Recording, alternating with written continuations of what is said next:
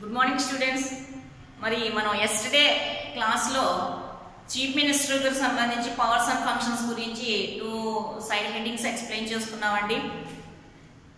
ముఖ్యమంత్రి గారి యొక్క సంబంధించి మనకి ఇంట్రడక్షను అలాగే ఆయన యొక్క పవర్స్ అండ్ ఫంక్షన్స్ సంబంధించి 2 సైడ్ హెడ్డింగ్స్ ఎక్స్ప్లెయిన్ చేసుకున్నాం.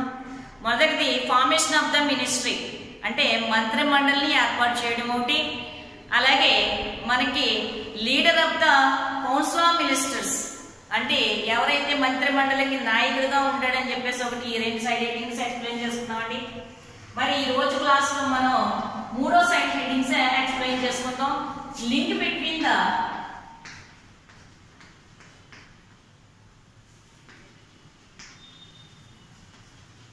గవర్నర్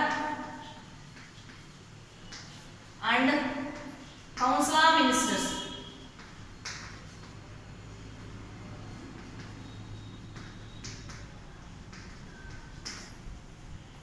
అంటే ఈయన లింక్ బిట్వీన్ గా ఉన్నారటండి. ఎవరికి? గవర్నర్ కి, కౌన్సిల్ ఆఫ్ మినిస్టర్స్ కి. అంటే ఈయన అనుసంధానకర్త అని చెప్పుకోవచ్చు. ఎవరికండి? గవర్నర్ కి మంత్రి మండలి మధ్య అనుసంధానకర్త. మంత్రి మండలికి మరియు గవర్నర్ కు అనుసంధానకర్త అంటాడు.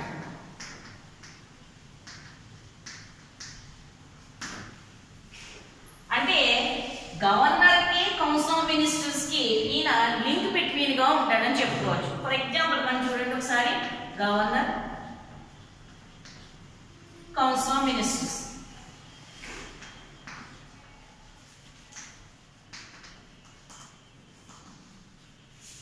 ఈయన లింక్ బిట్వీన్ గా ఉంటాడండి. అంటే ఇక్కడ సీఎం,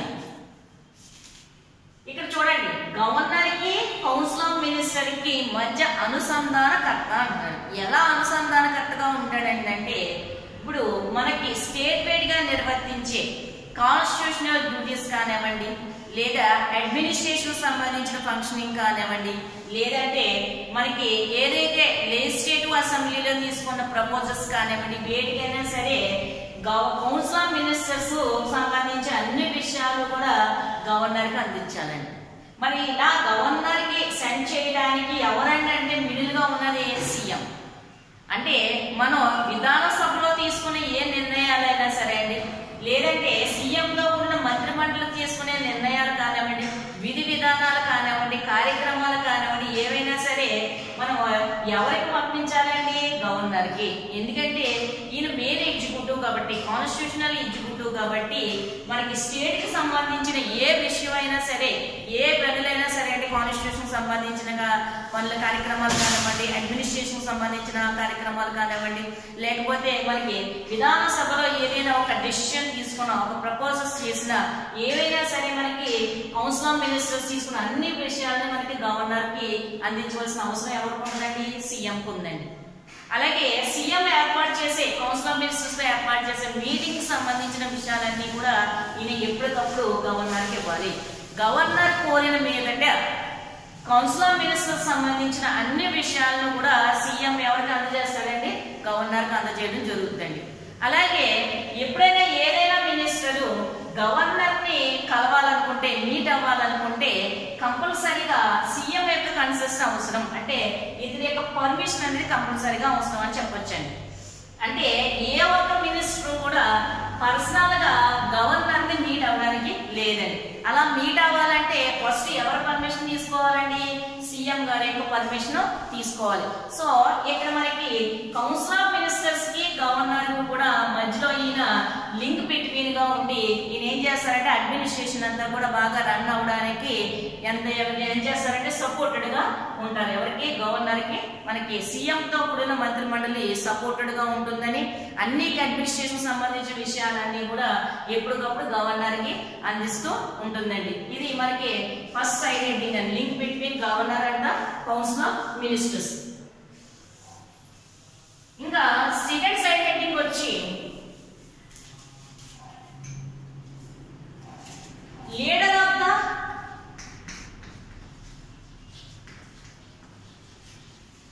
legislative assembly.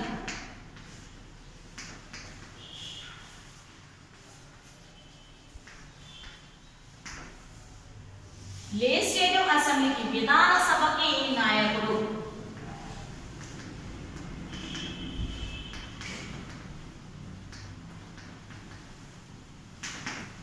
విధాన సభకి నాయకుడు అంతే కదండి. ఇక్కడ మనకి ఏదైతే విధాన సభ ఉందో, లెజిస్లేటివ్ అసెంబ్లీ ఉందో, లెజిస్లేటివ్ అసెంబ్లీకి సీఎంకి ఉన్న ఏంటండి రిలేషన్ ఎలాంటిది అంటే మనకు ఆల్రెడీ తెలుసండి.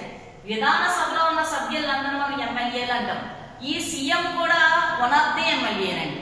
మరి వీళ్ళందరూ కలిపి ఎవరిని ఎన్నుకుంటారండి? సీఎంని ఎన్నుకోవడం అనేది జరుగుతుంది. అలాగే మరి ఈయన ఏం చేస్తాడు? వీటికి సంబంధించి ఏదైతే మనకి విధాన లెజిస్లేటివ్ అసెంబ్లీ ఉందో, ఈ లెజిస్లేటివ్ అసెంబ్లీకి ఈయనకి మధ్య రిలేషన్ ఏంటంటే ఈ లెజిస్లేటివ్ అసెంబ్లీ నుంచే సీఎం గాని మంత్రిమండలి గాని వస్తారండి. అంటే ఈ లెజిస్లేటివ్ అసెంబ్లీ దేంట్లో భాగం అండి? మనకి లెజిస్లేటివ్ లో భాగం అండి. అంటే శాసన నిర్మాణ శాఖ అండి ఇది. ఈ శాసన నిర్మాణ శాఖ నుంచి ఎగ్జిక్యూటివ్ వస్తారండి. అంటే సీఎం గాని మంత్రిమండలి గాని మిగతా వాళ్ళందరూ కూడా వీళ్ళందరూ కూడా ఎక్కడి నుంచి వస్తారు? మనకి లెజిస్లేటివ్ నుంచే వస్తారండి. సో ఇక్కడ మనకి విధాన సభ నాయకుడిగా ఎలా పనిచేస్తాడు ఈయన అంటే, విధాన సభలో తీసుకున్న ఏ నిర్ణయాలు అన్నిటికీ కూడా ఈయన ఏ నిర్ణయం చేసుకున్నది విధాన సభలోనే చేయడం జరుగుతుందండి. అలాగే విధాన సభలో ఉన్న తమ యొక్క పార్టీ సభ్యులు అంటే తమ యొక్క ఎమ్మెల్యేలందరూ కూడా క్రమశిక్షణతో ఉండే విధంగానే, అలాగే తను బాగా నడుచుకునే విధంగానే కూడా ఈయన ఏం చేస్తారంటే వాళ్ళకి చెప్పడం అనేది జరుగుతుందండి.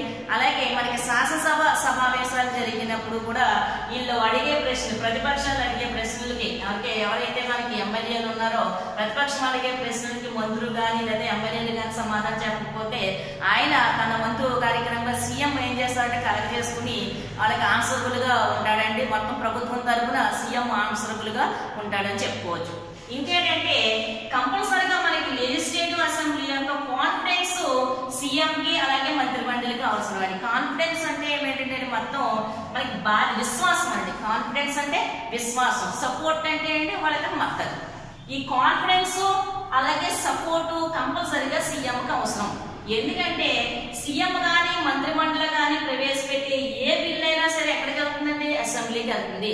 అసెంబ్లీలో బిల్లుని పాస్ చేయాలంటే కంపల్సరిగా ఆ పార్టీకి అంటే ఎవరైతే సీఎం ఉన్నారో వాళ్ళకి మద్దతు కంపల్సరిగా అవసరం అండి.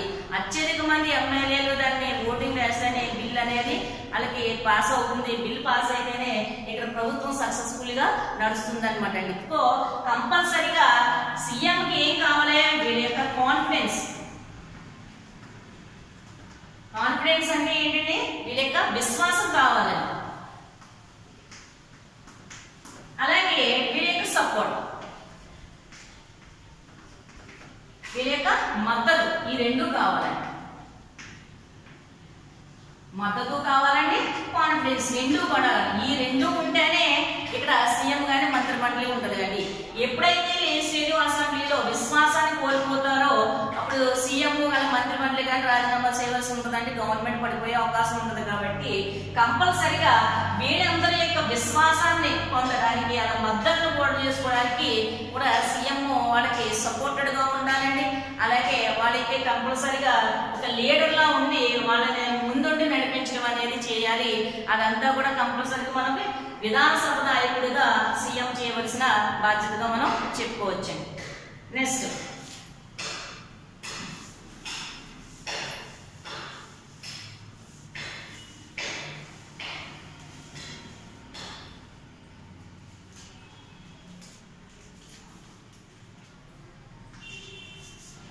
ఫోర్త్ వచ్చి చీఫ్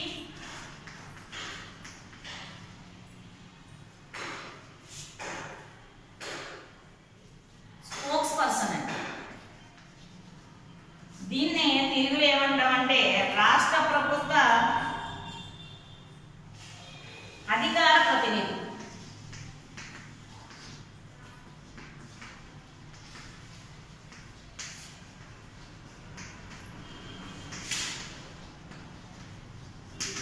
అంతే కదండి.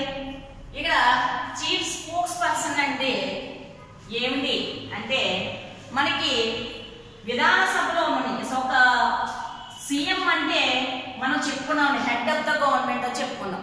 అంటే గవర్నమెంట్ తరఫున ఆయన మాట్లాడే ప్రతి మాటకి అంటే ప్రతి స్టేట్మెంట్కి కానీ లేకపోతే అనౌన్స్మెంట్స్ కానీ అన్నిటికీ కూడా అది ఎవరికి సంబంధించిందని అంటే గవర్నమెంట్కి సంబంధించింది కాబట్టి అట్లా ప్రతి మాట్లాడే మాట కూడా చాలా ఇంపార్టెంట్ అండి.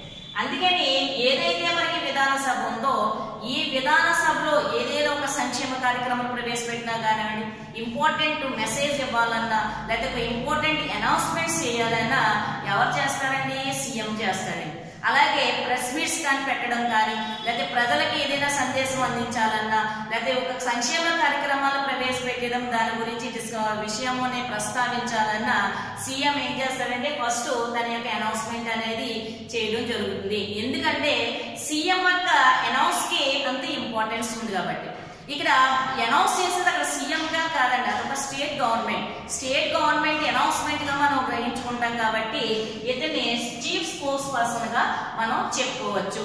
అందుకే సీఎం మాట్లాడేటప్పుడు మనకి విధాన సభలో కానివ్వండి లేకపోతే బయట కానివ్వండి లేకపోతే ఏదైనా ఎక్కడైనా సరే చాలా ఇంపార్టెంట్ ఉంటుంది కాబట్టి అతని స్టేట్మెంట్ కి అతను చాలా సంభాళించుకుని మాట్లాడే మనస్తత్వం కానీ లేకపోతే సంబంధతను ఒక పర్సన్ అనమాట, ఒక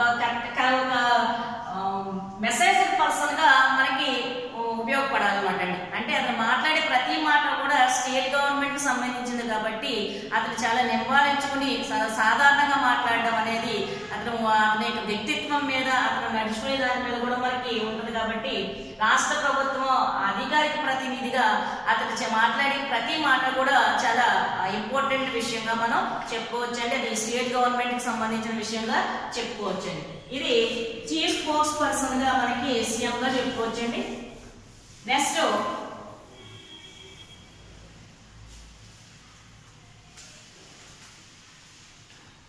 leader of the party in power.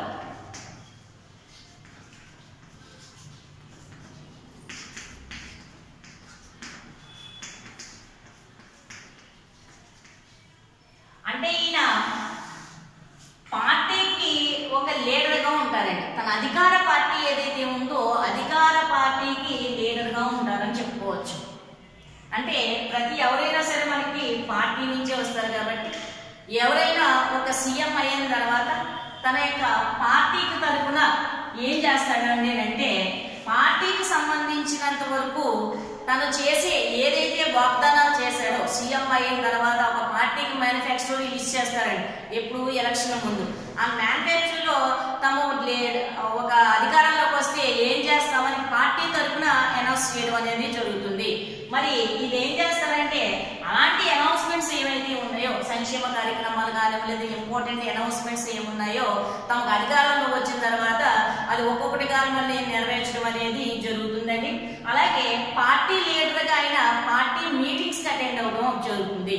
అలాగే దాని యొక్క కండక్టింగ్ కానివ్వండి దాని పార్టీకి సంబంధించిన మీటింగ్స్ కి అటెండ్ అవ్వడం కానీ పార్టీలో ఉన్న సీనియర్ మోస్ట్ లీడర్స్ ఎవరైనా ఉంటే వాళ్ళతో పార్టీకి సంబంధించిన డిస్కషన్ చేయడం కానివ్వండి, కార్యకర్తల్ని మోటివేట్ చేయడం కానివ్వండి, అలాగే మనకి కింద రూట్ లెవెల్ నుంచి కూడా అంటే గ్రామ స్థాయి నుంచి కూడా పార్టీని బలోపేతం చేయడానికి కావాల్సిన చర్యలన్నింటినీ కూడా మనకి పార్టీ లీడర్ గా ఎవరు చేస్తారండి సీఎం చేయడం అనేది జరుగుతుంది. కాబట్టి ఇక్కడ మనకి మోస్ట్ గా మనకి ఏం చెప్పుకోవచ్చు పార్టీకి సంబంధించి అన్ని రకాల చర్యలు తీసుకుంటాడు. పార్టీ మీటింగ్స్ కండక్ట్ చేయడం కానివ్వండి, పార్టీ గురించి డిస్కస్ చేయడం కానివ్వండి, దాంట్లో ఇంకా డెవలప్మెంట్స్ ఏం చేయాలి లేకపోతే ఎలా ఉండాలి ఎలా ఉంటే ఏమైనా మార్పులు చేర్పులు ఏం చేయాలి దాని గురించి కూడా ఎప్పటికప్పుడు ఏం చేస్తూ ఉంటే దాని గురించి డిస్కస్ చేయడం అనేది కూడా జరుగుతుందండి. అలాగే కింద స్థాయి నుంచి కూడా పై స్థాయి వరకు స్టేట్ లెవెల్ వరకు అంటే విలేజ్ లెవెల్ నుంచి స్టేట్ లెవెల్ వరకు కూడా మనకి అనేక రకాల కార్యకర్తలు కానివ్వండి, పార్టీకి సంబంధించిన పెద్దవాళ్ళు కానివ్వండి, లేకపోతే మెయిన్ లీడర్స్ ఎవరుతున్న వాళ్ళని కానివ్వండి వాళ్ళతో సమావేశం అవుతాం, డిస్కస్ చేయడం, పార్టీని బలోపేతం చేయడానికి కావలసిన అన్ని రకాల చర్యల్ని సీఎం తీసుకుంటాడని మనం చెప్పుకోవచ్చు. ఇంకా 6th పాయింట్ వచ్చేటప్పటికి లీడర్ ఆఫ్ ద పీపుల్ అండి.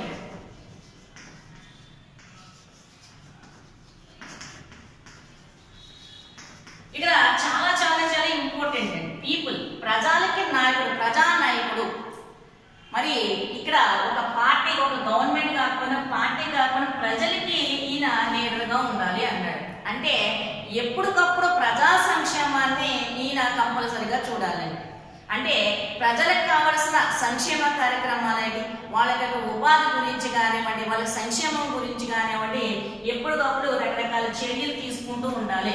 ప్రజల యొక్క మద్దతును కూడా తీసుకోవడానికి, ప్రజల యొక్క విశ్వాసం కోల్పోకుండా ఉండడానికి మనం కంపల్సరిగా ఆయన లీడర్ అనే ప్రజల లీడర్గా ఉండాలి. అలాగే ప్రజలకు ఏదైనా కష్టం ఏర్పడినప్పుడు కానీ, విపత్తులు సంభవించినప్పుడు కానీ కంపల్సరిగా వాళ్ళని పరామర్శించడానికి సీఎంగా తన సీఎం హోదాలో తప్పనిసరిగా వెళ్తూ ఉంటాడండి. సో ఇతనికి చాలా ఇంపార్టెంట్. ఎవరైతే తనకు ఓట్లు వేసి గెలిపించారో, ఏ పార్టీని అయితే తమ అధికారంలో తీసుకొచ్చారో ఆ ప్రజలకి ఏం కావాలి, వాళ్ళ యొక్క ఆకాంక్షలు ఏంటి, వాళ్ళ యొక్క కోరికలు ఏంటి, వాళ్ళకి ఏ విధంగా మనం డెవలప్ చేయాలి, లేకపోతే వాళ్ళకి కొత్తగా ఉపాధి కార్యక్రమాలు ఏం చేయాలి అని వాళ్ళ గురించి ఎప్పటికప్పుడు వాళ్ళు ఆలోచిస్తూ వాళ్ళకి ఎప్పటికప్పుడు రకరకాల చర్యలను లీడర్గా ఆయన తీసుకుంటూ ఉండాలి. అలాగే ప్రజలకి ప్రాంతీయ పరంగా ఎప్పటికప్పుడు పర్యవేక్షణ చేస్తూ ఉండాలి. అంటే రకరకాల, ఇప్పుడు ఫర్ ఎగ్జాంపుల్ డిస్ట్రిక్ట్స్ ఉన్నాయనుకోండి, ఒక్కొక్క డిస్ట్రిక్ట్ ఒక్కొక్కసారి పర్యవేక్షణ చేస్తూ ఉండాలని, అక్కడ ప్రజల యొక్క సంక్షేమం గురించి తెలుసుకోవాలి, వాళ్ళ బాగోగుల గురించి తెలుసుకుంటూ ఉండాలి. ఇవన్నీ కూడా ప్రజానాయకుడిగా ఇతని యొక్క సీఎం యొక్క బాధ్యత అండి. ఎవరైతే ఇలా ప్రజానాయకుడిగా ఉంటారో, ఎవరైతే ప్రజల సంక్షేమం గురించి ఎప్పటికప్పుడు తెలుసుకుంటూ ఉంటాడో అతనికి మనకి బాగా పట్టం కట్టే అవకాశం, అంటే మళ్ళీ ఎలక్షన్లో మళ్ళీ సీఎం చేసే అవకాశం ప్రజలకు ఉంది. ప్రజలు తలుచుకుంటే ఒక వ్యక్తిని సీఎంనే చేయగలరు, అలాగే ఒక వ్యక్తిని కిందకి దించేయగలరు కూడా. అలాగే ఒక పార్టీని హై లెవెల్కి తీసుకెళ్ళగలరు, ఒక పార్టీని మొత్తం కిందకి తీసుకొచ్చేయగలరు. ఫర్ ఎగ్జాంపుల్ చూడండి, 2014 వరకు మనకి కాంగ్రెస్ పార్టీ అనేది చాలా పెద్ద పార్టీ అండి. ఏపీలో అత్యధిక సంవత్సరాల అధికారంలో ఉందండి. ఎప్పుడైతే మనకి తెలంగాణ ఆంధ్రప్రదేశ్ నుంచి తెలంగాణ విడదీసిందో కాంగ్రెస్ గవర్నమెంట్ ని ఏపీ ప్రజలు మొత్తానికి కంటి చూపు కనపడకుండా చేసేసారు. అంటే అసలు కాంగ్రెస్ అనేది ఉనికి లేకుండా మొత్తానికి వెళ్ళిపోయింది.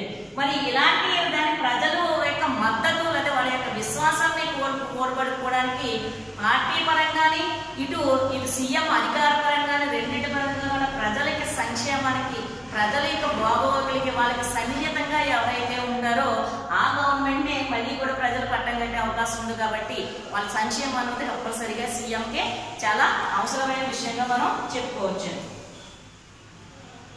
నెక్స్ట్ చీఫ్ అడ్వైజర్ ఆఫ్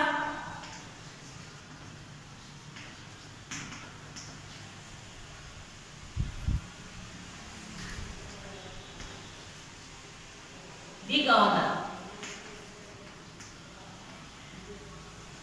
మనకి చీఫ్ అడ్వైజర్ గా ఉంటాడండి గవర్నర్.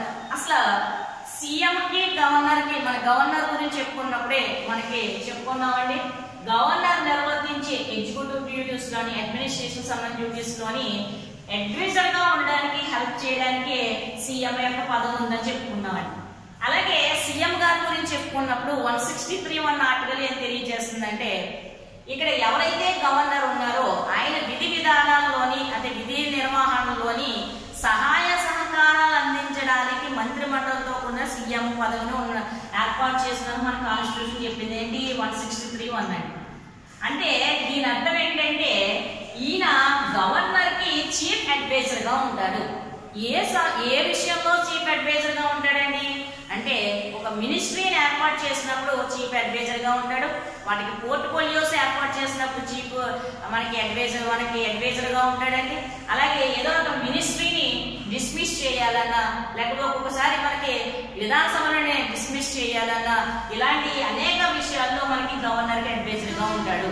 అలాగే అనేక రకాల అపాయింట్స్ లోని అన్నింటిలోనే కూడా రాష్ట్రానికి సంబంధించిన ముఖ్యమైన నియామకాలు ఏవైతే ఉన్నాయో వాటన్నిటిలోనూ కూడా చీఫ్ అడ్వైజర్ గా ఎవరు ఉంటారంటే గవర్నర్ కి చీఫ్ మినిస్టరే ఉంటాడు.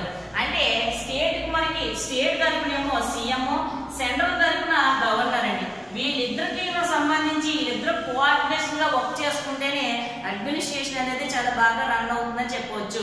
కాబట్టి ఈయనకి అన్ని రకాల విషయాల్లోనే కూడా ఈయన ఏం చేస్తారు, సీఎం అనేది చాలా హెల్ప్ఫుల్ గా ఉంటారు.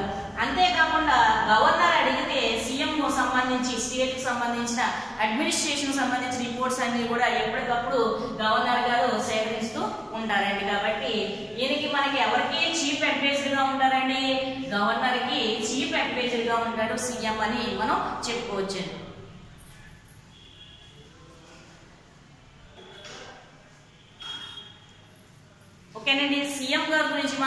8 సైడ్ హెడ్డింగ్లు ఎక్స్ప్లెయిన్ చేసుకున్నామండి. ఇవి సరిపోతాయి.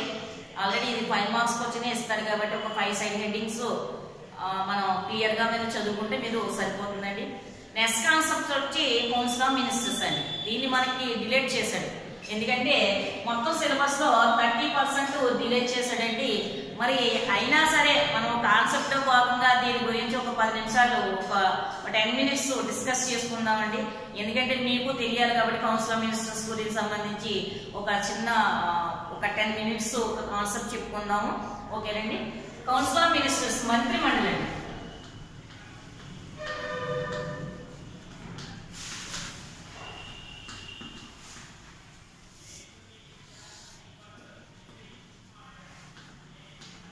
ఈ మంత్రి మండలి గురించి కొంచెం ఇంట్రడక్షన్ చెప్పుకుందామండి. ఆర్టికల్ 164 ఏం తెలియజేస్తుందంటేనండి, గవర్నర్కు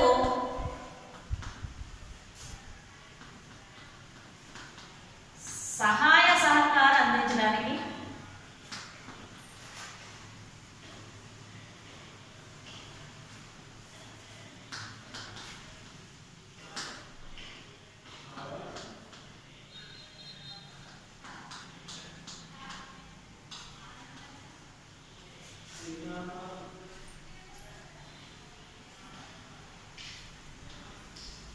మంత్రి మండలి ఏర్పాటు జరిగింది.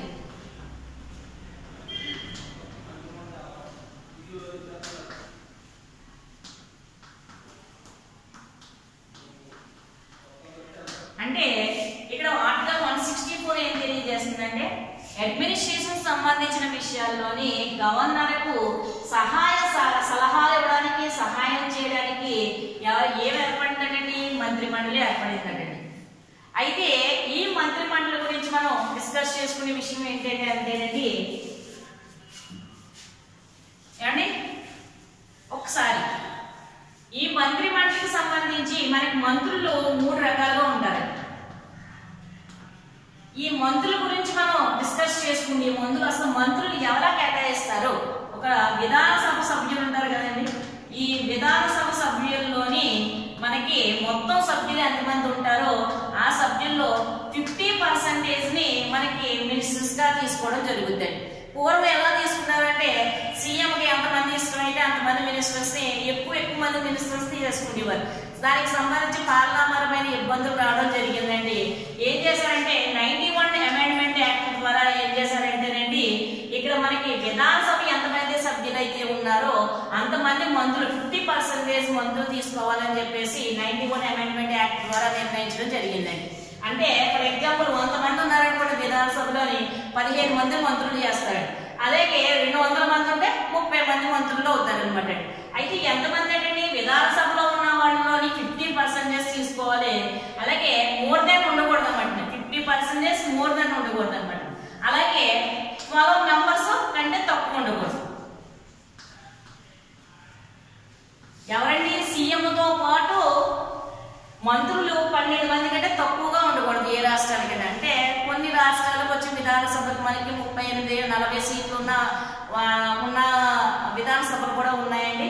దాన్ని బేసిక్ గా తీసుకుని ఏమన్నాడంటే, మంత్రులు 15% కంటే ఎక్కువగా ఉండకూడదు విధానసభ సభ్యుల్లోని. అలాగే దేనికంటే తక్కువగా ఉండకూడదండి, 12 కంటే తక్కువగా ఉండకూడదు. అది కూడా ఇంక్లూడింగ్ సీఎంతో కలిపి. కాబట్టి మనకి మంత్రుల గురించి ఈ విషయం మీరు important GK point of view లోని. అలాగే మంత్రులు మనకి 3 టైప్స్ లో ఉంటారండి. క్యాబినెట్ మినిస్టర్స్, రెండోది డిప్యూటీ మినిస్టర్స్, మూడోది స్టేట్ మినిస్టర్స్. అంటే కొన్ని చిన్న రాష్ట్రాలు ఉంటే మనకి డిప్యూటీ లేకపోవచ్చండి. యూనియన్ లో కానీ పెద్ద రాష్ట్రాలు కానీ మనకి డిప్యూటీ మంత్రులు ఉండే అవకాశం ఉందండి. క్యాబినెట్ మినిస్టర్స్, క్యాబినెట్ ఇది క్యాబినెట్. అయితే క్యాబినెట్ మినిస్టర్స్ అంటే ఏంటి, ఉప మంత్రులు అంటే ఏంటి, స్టేట్ మినిస్టర్స్ అంటే ఏంటి అని అంటేనండి, ఏదైతే మనకి మంత్రులు కేటాయిస్తారో అందులో ముఖ్యమైన శాఖలు ఏవైతే ఉన్నాయో, పోర్ట్ఫోలియోస్ ఏవైతే ఉన్నాయో వాళ్ళని క్యాబినెట్ మినిస్టర్స్ అంటారండి. ఫర్ ఎగ్జాంపుల్ రక్షణ శాఖ కానివ్వండి, ఆరోగ్యం కానివ్వండి, లేకపోతే వ్యవసాయం కానివ్వండి, లేదా కార్మిక శాఖ కానివ్వండి, ఇలా పెద్ద పెద్ద శాఖలు ఏదైతే ఉన్నాయో అవన్నీ క్యాబినెట్ మినిస్టర్స్ కి అప్పచెప్పడం జరుగుతుందండి. అయితే అతి చిన్న శాఖలు ఏవైతే ఉన్నాయో వాటిని స్టేట్ మినిస్టర్స్ కి ఏర్పాటు చేయడం జరుగుతుంది. ఏదో ఇండివిజువల్ గా తమ యొక్క పోర్ట్ఫోలియోస్ నిర్వర్తిస్తే స్టేట్ మినిస్టర్స్ కూడా చిన్నమైన వాళ్ళ ఇండివిజువల్ గా వాళ్ళు ఏం చేస్తారంటే వాళ్ళ యొక్క శాఖలు నిర్వర్తించడం జరుగుతుంది. మరి డిప్యూటీ మినిస్టర్స్ ఏం చేస్తారంటే ఈ క్యాబినెట్ మినిస్టర్స్ కి హెల్ప్ఫుల్ గా ఉంటారండి. అంటే సెకండ్ మినిస్టర్ గా ఉంటాడనమాట. ఏదైతే ఇలా పెద్ద పెద్ద శాఖలు నిర్వర్తిస్తున్నారు కాబట్టి వీళ్ళకి సహాయ సహకారాలు అందించడానికి డిప్యూటీ మినిస్టర్ ఉంటుందండి. ఇక్కడ మనకి మినిస్టర్స్ 3 కేటగిరీగా చేశాడండి. మీకు 1 cabinet ministers, 2 deputy ministers, 3 state ministers అండి.